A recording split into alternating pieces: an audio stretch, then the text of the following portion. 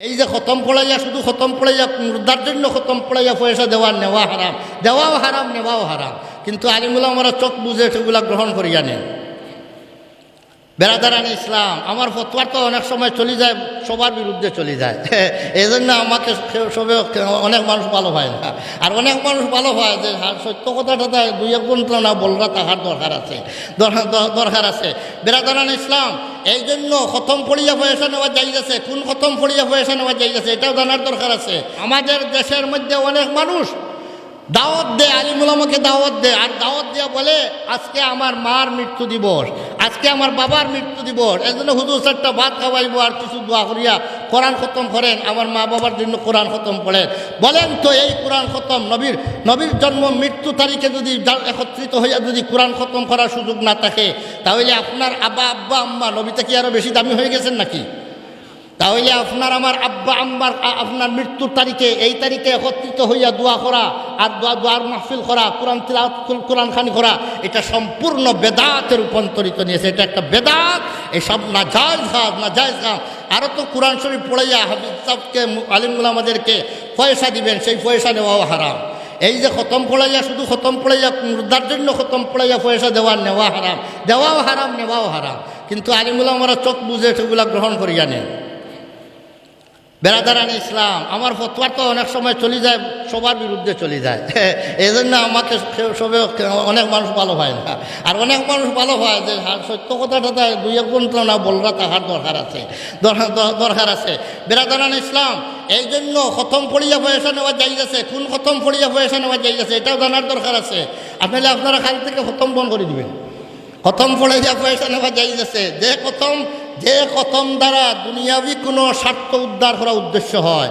যেমন আপনার ছেলের একটা ভিসা লাগার জন্য আজকে আপনি আয়োজন করবেন, ভিসার জন্য আবেদন করছেন, অথবা ভিসা লাগার তারিখ আজকে আগামীকালকে ভিসার একটা ডেট আছে, ভিসা লাগার অফিসের একটা তারিখ আছে, যে আল্লাহ তাআলা যেন হাকিমের মন খান নরম করিয়া দেয় আর ওই বাচ্চাটার যাতে আপনার ছেলেটার আপনার ভিসা লাগিয়া যায়, এটার জন্য একটা খতম পড়াইলেন, কোরআনে খতম পড়াইলেন, খতমে ইউনুস পড়াইলেন, আমার অন্য কোনো খতম পড়াইলেন।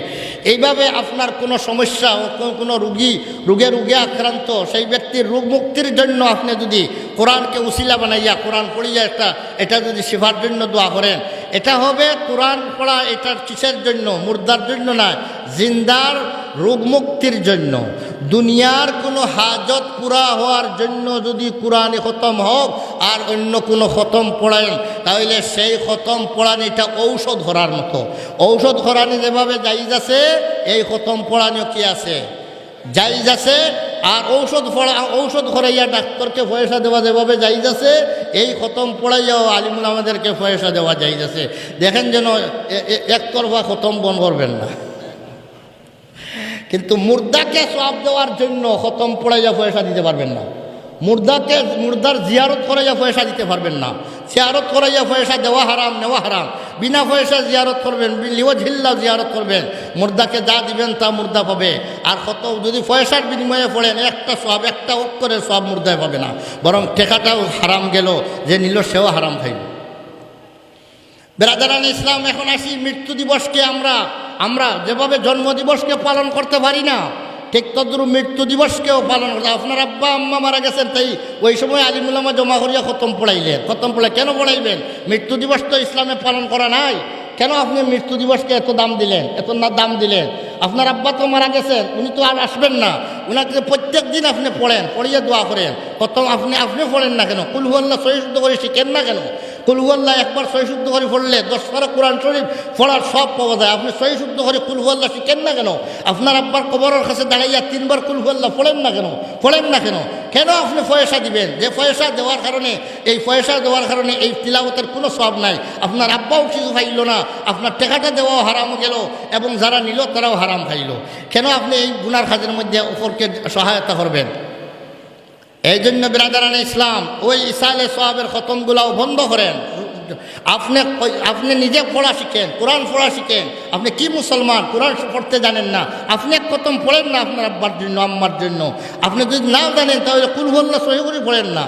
কুল হুয়াল্লাহ সহি সহি শুদ্ধ করে পড়েন না, 3 বার পড়লে তো 30 পারা কোরআন শরীফের সব পাওয়া যায়, একবার পড়লে 10 পারা সুলুসে কোরআনের সব পাওয়া যায়। ওইভাবে যতবার পড়বেন ততবাই। এই জন্য ফুকাহে কেরামে লেখেন, মুর্দার কবরের মধ্যে দাঁড়াইয়া জিয়ারত করার সময়ে আপনার 11 বার বা 12 বার কুল হুয়াল্লাহ পড়া উত্তম। 12 বার পড়লে কয় খতম হয়?